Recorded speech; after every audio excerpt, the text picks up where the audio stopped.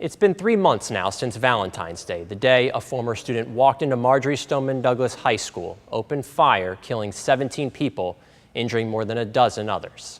In my coverage in all the weeks that have followed, I found students, teachers, and parents starting a movement.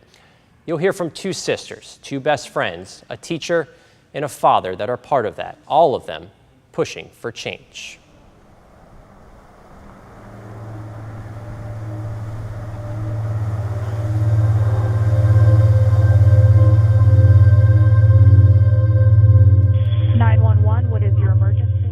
Marjory Stoneman Douglas High School is being shot up. It's being shot up? We all thought it was a drill. I think we got shots fired. Possible shots fired. 12 on the building. Oh my God! Oh my God!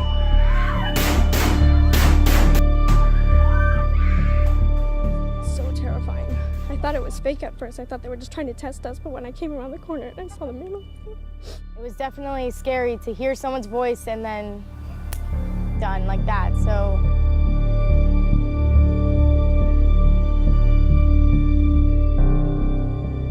I've been a reporter here for more than 2 years. I've covered 3 mass shootings. June 12, 2016, a man opens fire in an Orlando nightclub, killing 49 people. I still remember people's cries for help, wondering if their loved one was dead or alive. I remember interviewing Z Renta. We're suffering right now. This is not easy. It's not easy. We haven't slept. We haven't had a full phone battery. This is just too much. If anybody has seen Shane Tomlinson, Image Shane, please, anybody, let us know. January 6, 2017. A man flies into Fort Lauderdale Hollywood International Airport and opens fire in the baggage claim. 5 people are killed. I still remember the confusion and chaos. I thought, well, this is it. I'm going to die in a stairwell. I just miss him. There was anger and frustration, sadness. There was no change, though. No action. Then on Valentine's Day this year. That's what I'm going to remember Valentine's Day as, is a day where 17 kids were killed in my school.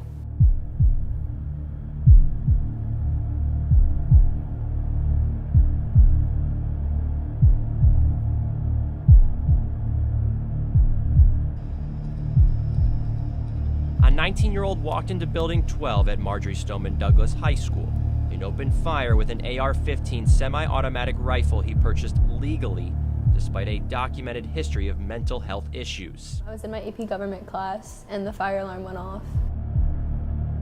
I started freaking out, I couldn't really breathe, I started crying. Julia called her sister Lindsay, who was in Building 12. I said, where are you, what's happening? She said, I don't know, I see bodies, I see blood. Lindsay survived. She was okay, and then we basically went home and spent the next 3 hours texting all of our friends, texting in group chats, trying to make sure everyone was okay. And a lot of people weren't. 17 people, 14 students, 3 school staffers were brutally murdered. Every day, sometimes I'll stand in that parking lot and I'll notice that building. I'll be like, did a shooting really happen here? Are there still bloodstains in there? Did they really die in there? That's kind of just my thought, and it's surreal still. Unfathomable is Jamie took a bullet and is dead. Survivors and loved ones now find their own lives redefined by grief.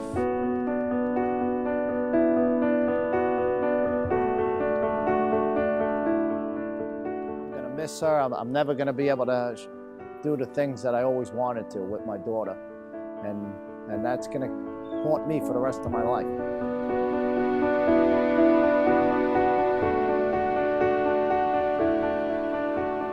I think after that initial sadness, we quickly turned to what now? What now with these people who we no longer have?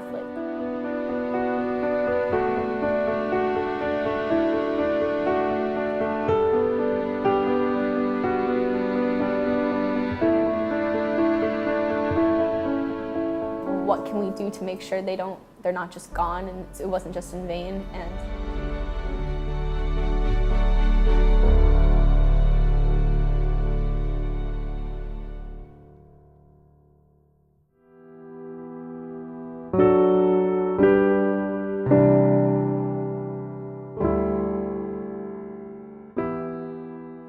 keep your eyes closed and do that again.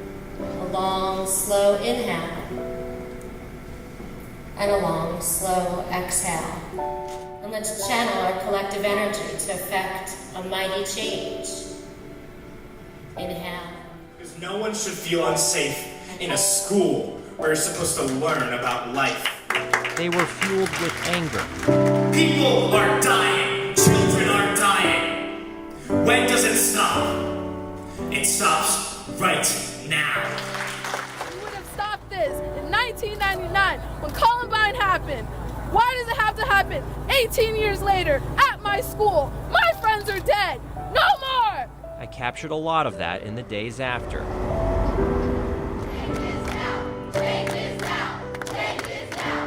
We need change.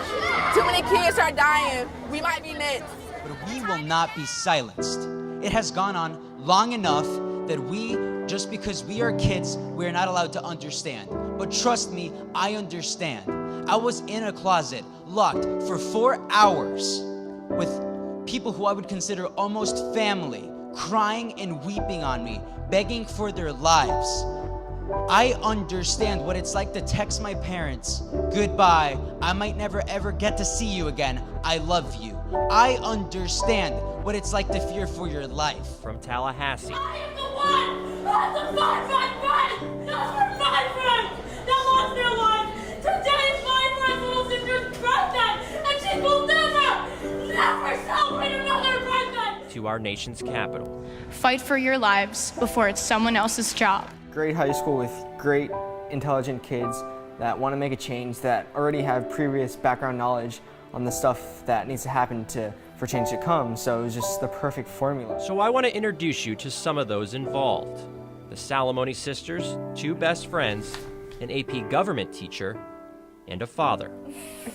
That should be our new thing. So what you do is you blink twice. We begin with Julia and Lindsay. Julia is a senior at Douglas.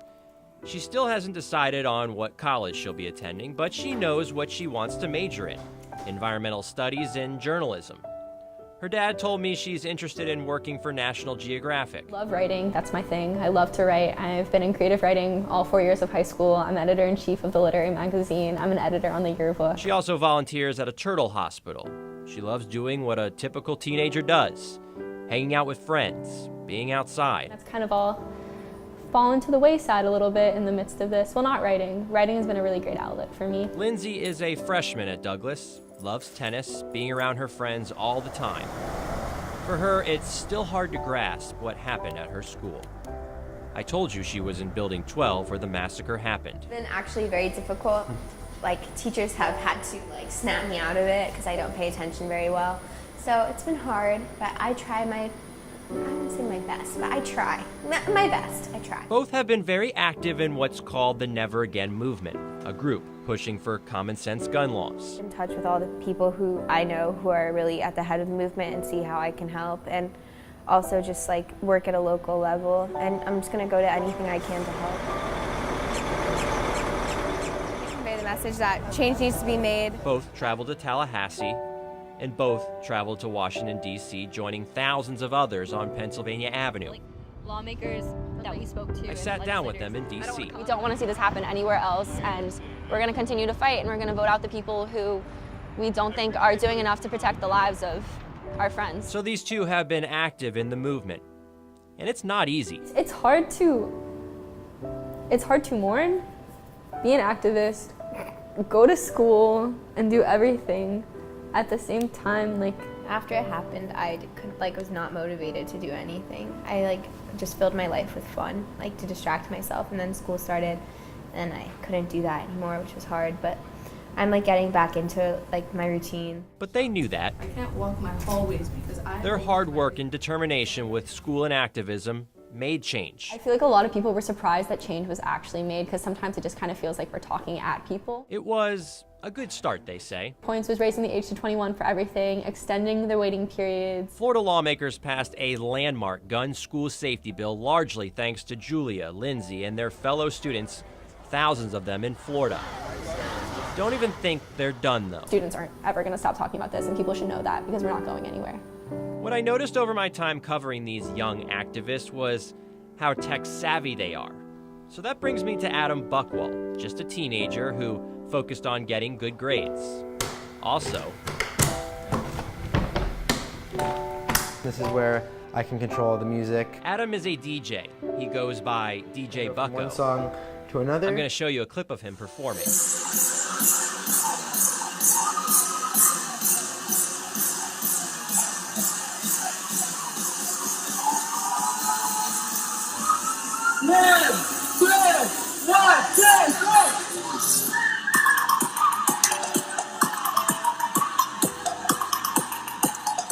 Pretty good stuff, right? Make the song go slower, make the song go faster. I can't tell you how excited he was to show me his turntables. Not giving this hobby or passion up. He uses his talents as a DJ for charities, recently raising money for pediatric illness around the world. My passion is DJing. Well, after February 14th, he now has another passion, activism.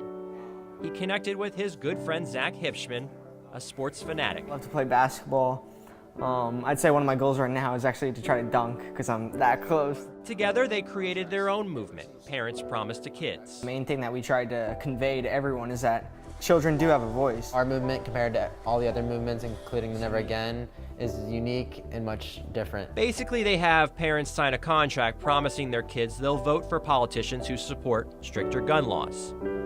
So far, they've received more than 1,000 contracts. Recently, they added something new, a politician rating system. This movement was started not for us, but for every other person in the nation to make them feel safe wherever they go, because we didn't feel safe that day, and that's not fair. Both juniors plan to focus on this movement into their senior year and beyond. For the shooting, this wouldn't be a part of my everyday life. I wouldn't be an activist. I'd be a normal kid doing my homework and studying for ACT and playing sports. But now, I'm still the normal kid. I'm still studying for ACT. I'm still playing sports. I'm still doing homework.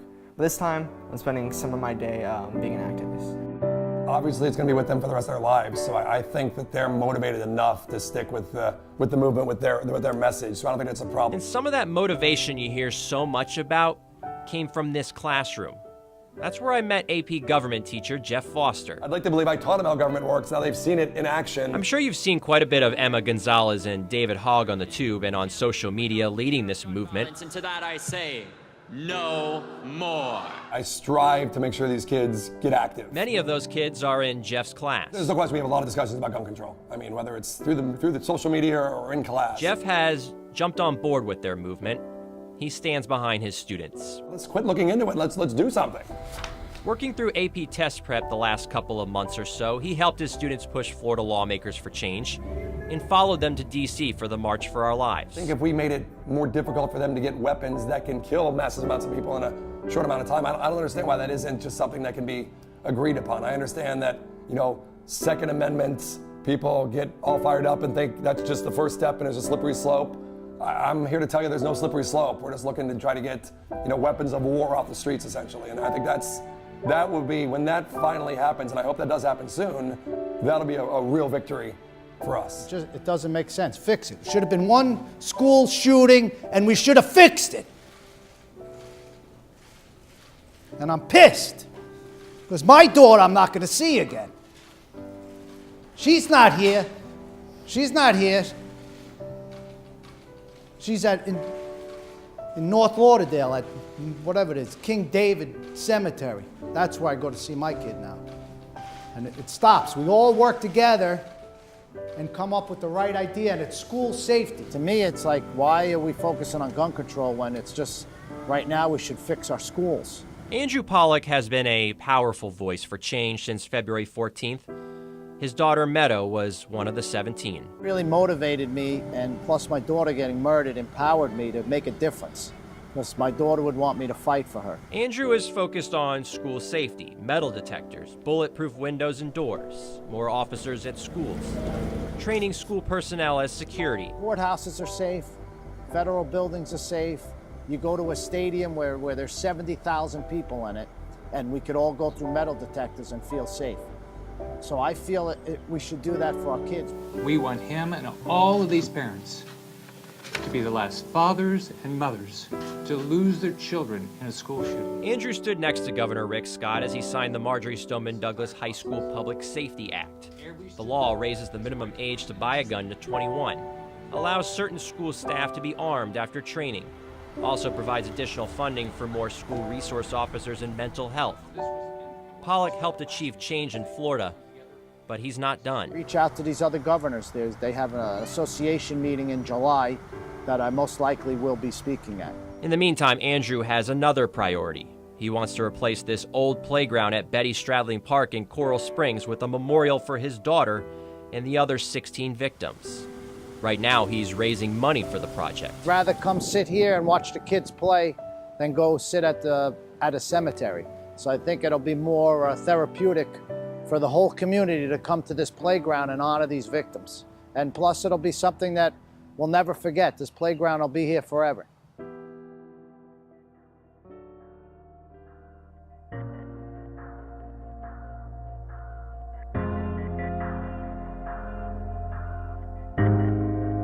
So much success in these movements, but there will be failures too in a country where gun laws are so fiercely debated. I asked Jeff about that. We all want the same thing, and there's no reason we have to mirror America and just hate each other because we're on opposite sides of the ledger. I've got to believe that maybe we can set a precedent of compromise, and then Tallahassee and Washington, D.C. can follow us. Plenty of work to do. Incredibly proud and happy to be making this step, but it's not the only step. But with every new step, Parkland's leaders have become national leaders. Whether it's two sisters, two friends, a teacher, or a dad, their lives reshaped in ways they could never have imagined. I really believe that public opinion seems to be on our side, and I really think that if politicians don't get on board, they're going to be voted out, so there is going to be a turnover, and that turnover will lead to people in office that support our views, so that in turn would lend it to Emma and David and all those kids being literally in textbooks and talking about how in 2018, 2019, 2020, America changed the way they feel about gun ownership, essentially. We're going to continue this movement for as long as it needs to be, and it's going to be here for years to come. We're not letting this go away.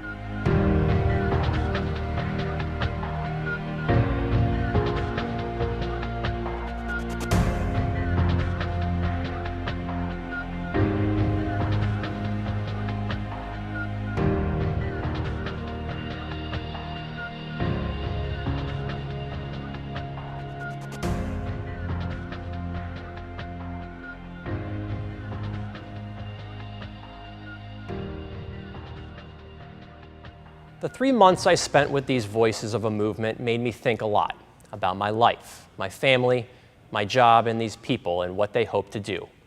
All of us understand most change is not easy, and yet they are unafraid. There's no doubt in my mind they will not back down. They will not give up their fight to protect schools for themselves and kids to come. So remember their names: Julia Salamone, Lindsay Salamone, Zach Hipschman, Adam Buchwald, Jeff Foster, and Andrew Pollack. They may change all of our lives.